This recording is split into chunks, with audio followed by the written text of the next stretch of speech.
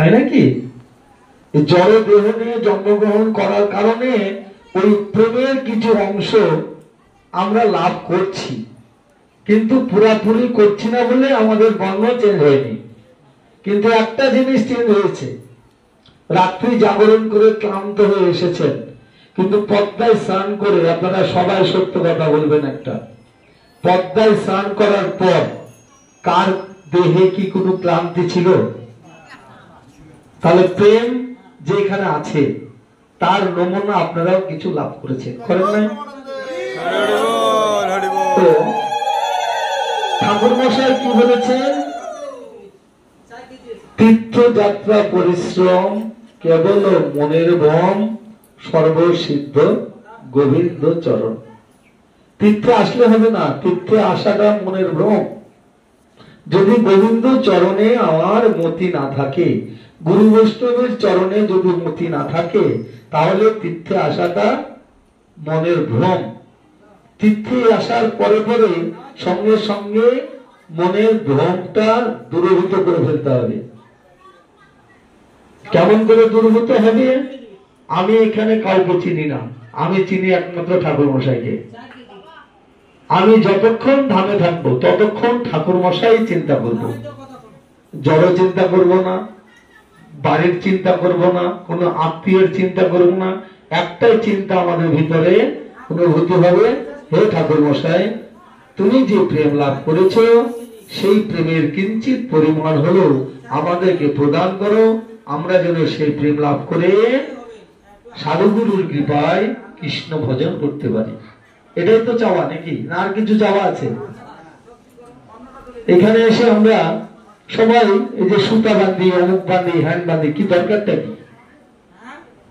বাঁধার কিছু দরকার আছে? এইসব বাঁধবে কারা? যাদের চাওয়া পাওয়ার আশা আছে, তাই না?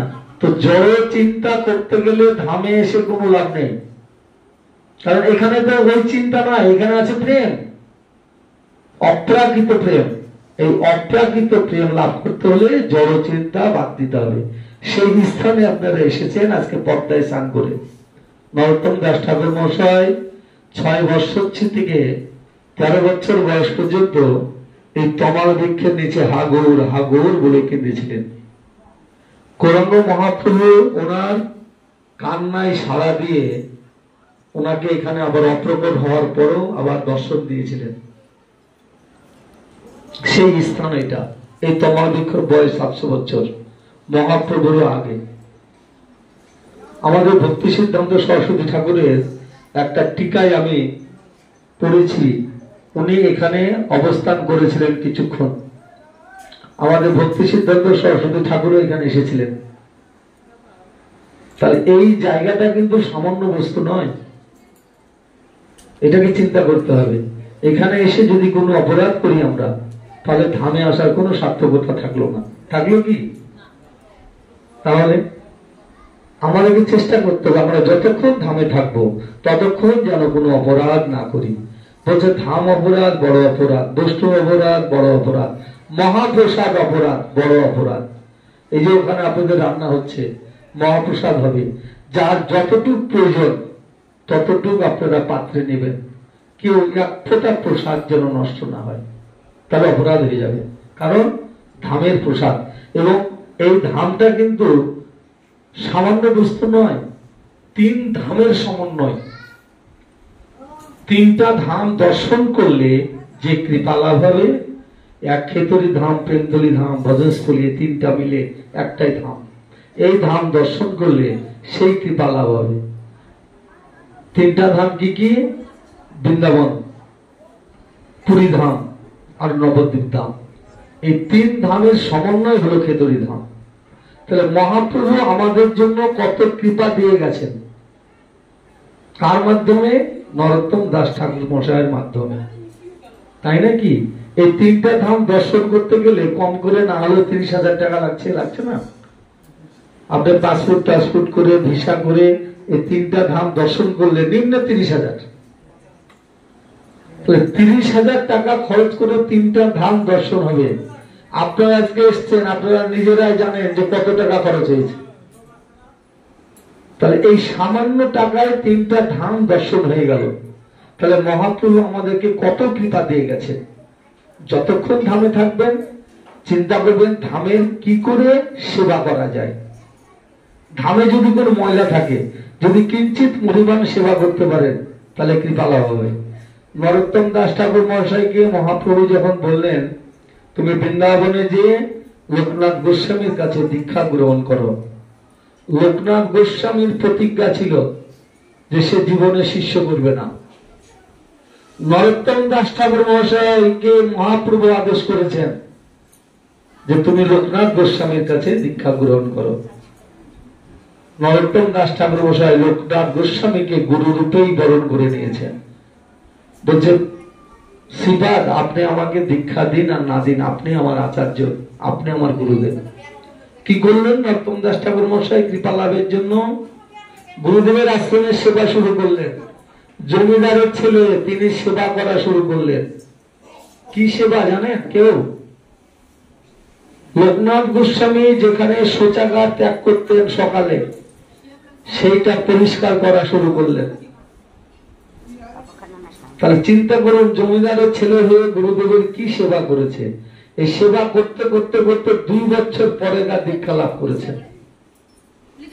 তাহলে আমাদের কিভাবে প্রেমটা লাভ করতে হবে, ঠাকুর মশাই এখানে এসে ঠিক কিঞ্চিত পরিমাণ হলেও ওরকম সেবা যদি আমরা করতে পারি। নোংরা আছে ওটাকে পরিষ্কার করুন, কিন্তু আমরা কি করি নোংরা আছে ওখানে আবার নোংরা ফেলি। একজনা ফেলে গেছে আমি আবার ফেলছি, তাহলে কি হলো ওনার সমতুল্য আমি হয়ে গেলাম, তাই নাকি? একজনা ভুল করেছে, আমি কি ভুল করা ঠিক হবে? আমরা সেটাই করি। এইসব অপরাধ যতক্ষণ থাকবেন আপনারা কেউ করবেন না, তাহলে আপনাদের কি পালা হবে। আর যে যতটুকু পারবেন ধামের সেবা, ওই 1 টাকা 2 টাকা দিয়ে ধামের সেবা হয় না, অন্তত 5টা টাকা যদি দেন তাহলে একটা ধূপকাঠি হবে। কি বাবা, তাই না? তাহলে 1 টাকায় একটা ম্যাচও পাওয়া যায় না, আর আমরা ভগবানকে 1 টাকা দিই। ভক্তি দিয়ে ভগবানকে সেবা করবেন, এবং ভক্তি যদি আমাদের থাকে। এখন কেউ কেউ বলে যে না আমি তো ভক্তি সহকারে দিয়েছি, ওটাকে ভক্তি বলে না। বলে আমি আত্মীয়র জন্য ভালো ভালো ফল কিনলাম আর ভগবানের জন্য ছোট ছোট কম দামের ফল কিনলাম, তাহলে কি এটা কি ভক্তি? ভক্তি কোনটাকে বলে? ভগবানকে সবচেয়ে ভালো জিনিস দেব, এটা হলো ভক্তি। বাজারে একটা নতুন ফল এসেছে, ফলের দাম বেশি, ঠিক আছে আমি একটা ফল একটা দিনের জন্য ভগবানকে দেব, এটা হলো ভক্তি। আবার সস্তা হবে তারপরে দেব, কিন্তু একটা প্রথমে দেব, যাই দাম লাগুক। এটা অনুশোচনা, এটা ভক্তি। ভক্তি বলতে বোঝায় যে না আমার তো ভক্তি আছে। গীতার কথা বললে হবে না, গীতায় বলেছে ভক্তি সহকারে 1 গ্লাস জল যদি আমাকে দেয় তাহলে আমি গ্রহণ করি। কার জন্য? যার কিছু নাই, যার কিচ্ছু নাই। কিন্তু আমরা, আমাদের তো আছে, ভগবান তো দিয়েছে, আমরা আত্মীয় স্বজন পরিজন সবারই জন্য আমরা খরচ করছি, কিন্তু ভগবানের জন্য খরচ করি না। ভগবানের জন্য যদি 1 টাকা খরচ করেন ভগবান 2 টাকা দিবে, দিচ্ছে তো ভগবান, তাই না? বাবা সব সম্পত্তি আমাকে লিখে দিয়েছে, এখন পরবর্তীতে বাবাকে যদি আমি না খাওয়াই তাহলে আমার কি ভজন সাধন হবে না আমার কি পালা হবে? অপরাধ হবে না কি হবে? তাহলে ভগবান তো আমাদেরকে দিচ্ছে, কিন্তু ভগবানকে আমরা দিচ্ছি না, কৃপণতা করছি। ভগবান তো খায় না, সত্যিকারই খায় না। ভগবান খায়, দৃষ্টি দিলেই খায়। যত খাদ্য আছে খাদ্যের ভিতরে ব্যাকটেরিয়া আছে, আছে না? আজকে আমাদের অসুখ বিসুখ হ্যান ত্যান এত কেন হয়? যারা ভগবানকে দিয়ে খায় তাদের পীড়া হবে, অসুখ হবে, কিন্তু মনের ভিতরে দুঃখ হবে না, সত্যিকারী যদি ভক্ত হয়ে থাকে। যারা সত্যিকারী ভগবানের ভক্ত, যারা নিত্য ভগবানকে দিয়ে প্রসাদ গ্রহণ করে, তাদের পীড়া হলেও দুঃখ থাকবে না। ভগবানকে বলবে ভগবান তুমি আমাকে যতই পীড়া দাও আমি যেন তোমার প্রসাদ থেকে বঞ্চিত না হই। তো ভগবান সবকিছু তৈরি করেছে, প্রতিটা খাদ্যে ব্যাকটেরিয়া আছে। ব্যাকটেরিয়া যেরকম যারা কম্পিউটার চালায় যদি ব্যাকটেরিয়া ভাইরাস ঢুকে তাহলে কি করতে হয়? অ্যান্টিভাইরাস মারলে ভাইরাসটা নষ্ট হয়, তাই তো?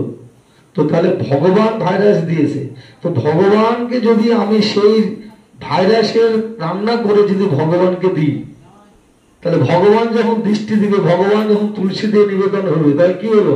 ব্যাকটেরিয়া নাশ হয়ে গেল না? তাহলে অ্যান্টিভাইরাস তো ভগবানকে দিয়ে দিলাম, বেটা তুই ভাইরাস দিয়েছিস, তুই আগে খা।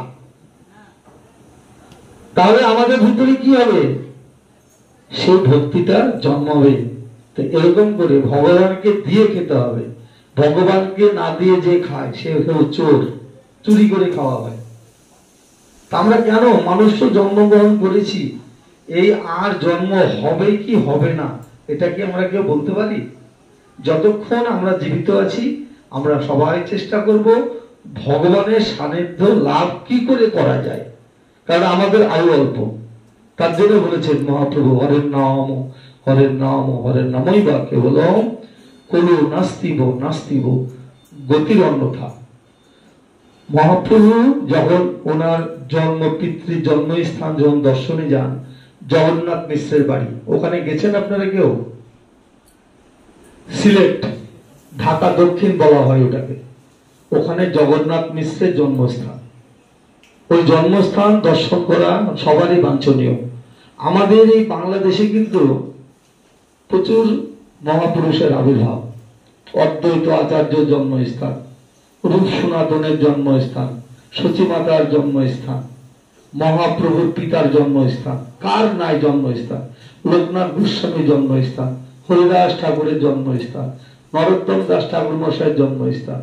তাহলে এই কলিহত জীবের জন্য বহু পার্শ্ববর্গ জন্মগ্রহণ করেছে আমাদের বাংলাদেশে এখন বর্তমানে। আমরা ওই সবগুলা দর্শন করা সবারই উচিত। তো মহাপ্রভু যখন পিতৃস্থান দর্শনের জন্য যান এই পথে নৌকা দিয়ে, তখন মহাপ্রভু এখানে কিছুক্ষণ অবস্থান করেছিলেন এই তমাল বৃক্ষের নিচে, যে যে জায়গায় আপনারা এখন বসে আছেন। এটা কিন্তু সামান্য জায়গা নয়। এই বৃক্ষটাকে সামান্য বৃক্ষ মনে করলে আমাদের অপরাধ হয়ে যাবে। একটা সাক্ষাৎ কৃষ্ণের একটা ডান হাত বলা যায়, বাঁ হাত না। এই তমাল বৃক্ষটা কৃষ্ণের ডান হাত। তো এটা হলো সাধারণ বস্তু নয়। আপনারা এসেছেন, আপনাদের জানা উচিত, এবং যারা নিয়ে এসেছিল তাদেরও তাদেরকে আপনাদের তীর্থগুরু মনে করতে হবে। যারা আপনাদেরকে নিয়ে এসেছে তাদের গাইড, তাদের কথা আপনাদেরকে মেনে চলতে হবে। নিজে নিজে যদি চলাফেরা করেন তাহলে অপরাধ হয়ে যাবে। কারণ আপনারা তো জানেন না, তারা জানে বলেই আপনাদেরকে নিয়ে আসছে এখানে। তো তাদের কথা মতন যদি একটু চলাফেরা করেন, দেখবেন যে কোনো অপরাধ আপনাদের আসবে না। তো শুধু ভক্তমন্ডলী, ঠাকুর মশাইয়ের 3টা স্পট আছে, অবশ্যই এটা দর্শন করবেন। একটা তো দর্শন হয়ে গেল ওনার জন্মস্থান, যেটা খেতড়ি ধাম। এখানে জাহ্নবী দেবী এসেছিলেন। মহাপ্রভুর সাময়িক যত পার্শ্ববর্গ ছিল, নরোত্তম দাস ঠাকুর মশাই এই দোল পূর্ণিমা তিথিতে সবাইকে নিমন্ত্রণ করে নিয়ে এসেছিলেন বৃন্দাবন থেকে আসার পর। এবং যে মায়াপুরে যে দোল পূর্ণিমা এখন উদযাপিত হচ্ছে, বিশাল সহকারে পরিক্রমা হয়, এর উৎপত্তি হলো খেতড়ি ধাম থেকে। যে দোল পূর্ণিমার পরিক্রমা হয় এর উৎপত্তি হলো খেতড়ি ধাম থেকে। এই দোল পূর্ণিমা তিথিতে সব পার্শ্ববর্গকে নিয়ে এসে নরোত্তম দাস ঠাকুর মশাই 6 বিগ্রহ প্রতিষ্ঠা করেছিলেন। ধানের গোলাপ থেকে সোনার গৌরাঙ্গ আবির্ভূত হয়েছিল, সেটা প্রতিষ্ঠিত করেছিলেন। সেটা এখান থেকে যে সেবাই ছিল সে নিয়ে যে এখনো জিয়াগঞ্জে আছে, মুর্শিদাবাদ। আমাদের এখান থেকে এই 18 কিলোমিটার হবে। এই মুর্শিদাবাদে আছে জিয়াগঞ্জ, সেখানে এখনো সেবিত হচ্ছে। নরোত্তম ঠাকুর মশাইয়ের ওখানে 2জন জমিদার ছিল, 2জনের ব্রাহ্মণ।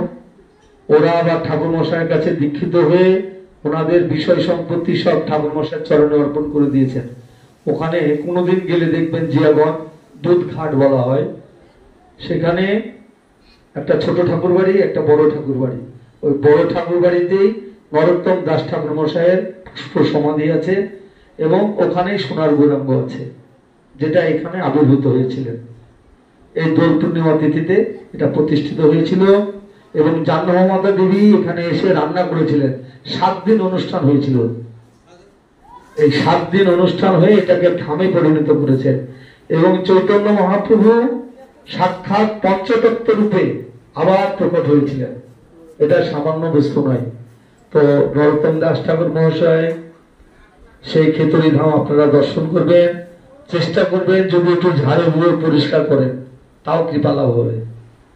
কি করবেন তো ওখানে যে সবাই একটু পরিষ্কার করবেন তো, ধামের নোংরা একটু সবাই পরিষ্কার করবেন। কিছুটা পরিষ্কার করলে বলছে ধামের ময়লা যদি পরিষ্কার করা যায় আমাদের মনের ময়লাও পরিষ্কার হয়ে যাবে। তো যারা আছেন সবাই সবাই মিলে একটু করে একটু কাগজ যদি পড়ে থাকে তুলে ফেলবেন, একটু ঝাড়ু নিয়ে বলবেন যে দেন আমরা একটু ঝাড়ু দিয়ে দিই, আপনাদের কৃপা লাভ হবে। আর ওখান থেকে চলে যাবেন ভজনস্থলী, যেখানে নরোত্তম দাস ঠাকুর মহাশয় সব বিষয় সম্পত্তি গৌরাঙ্গ মহাপ্রভুর চরণে অর্পণ করে দিয়ে ভজনস্থলীতে ভজন করতেন। ওখান থেকে 2 কিলোমিটার দূরে। ওইখানেও যে আপনারা যাদের মালা আছে অন্তত 1 মালা জপ করবেন ওখানে বসে বসে। ঠাকুর মশাই ওখানেই ভজন করতেন সারাদিন, আর সন্ধ্যাবেলায় আসতেন। ওনার প্রসাদ ওখানে চলে যেত, উনি ভোরে চলে যেতেন আবার সন্ধ্যায় আসতেন। এই হলো ঠাকুর মশাইয়ের নীলা। ঠাকুর মশাইয়ের নীলা অপ্রাকৃত নীলা। এই নীলা শ্রবণ করতে গেলে 7 দিনও ফুরাবে না। ওনার যত নীলা, ওই নীলা যদি শ্রবণ করেন 7 দিনও ফুরাবে না।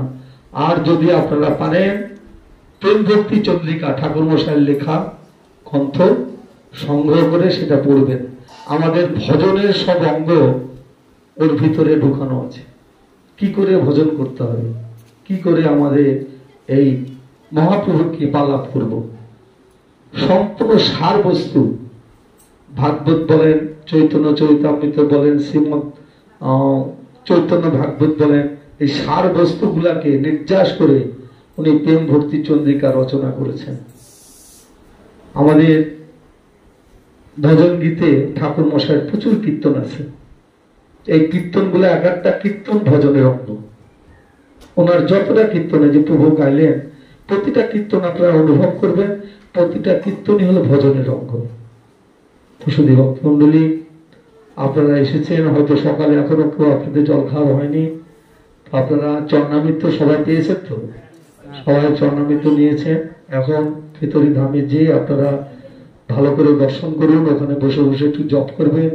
প্রভু আছেন, প্রভুর গলা খুব সুন্দর, ওখানে একটু কীর্তন শ্রবণ করবেন এবং পাঠ শ্রবণ করবেন। করে আপনারা আমি যে কথাগুলো বললাম যদি আপনাদের প্রাণে চায়, যদি আঘাত না লেগে থাকে, হ্যাঁ, তাহলে একটু সেবা করবেন, চেষ্টা করবেন যেন কোনো অপরাধ না হয়। আর আমার এই আশ্রম থেকে যদি আমাদের আপনাদের প্রতি কোনো ভুল ত্রুটি হয়ে থাকে তাহলে ক্ষমা দৃষ্টিতে দেখবেন, কোনো অপরাধ দেবেন না।